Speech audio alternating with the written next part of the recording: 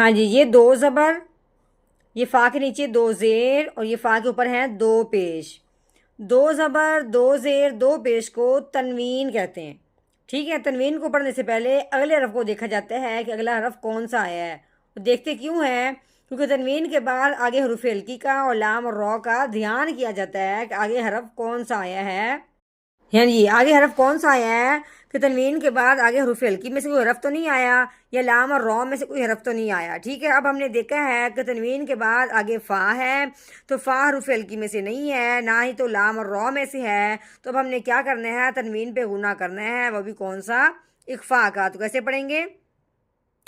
فا دو زبر فاؤ، ٹھیک ہے، فاؤ۔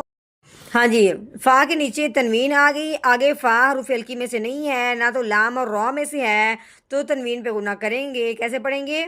فا دو زیر فیو، فا کے اوپر تنوین آ گئی، آگے ہے سا، سا حروف ہلکی میں سے نہیں ہے، نہ تو لام اور را میں سے ہے، اس لیے ہم نے کیا کرنا ہے؟ تنوین پہ غنہ کرنا ہے، وہ بھی اخفا کا۔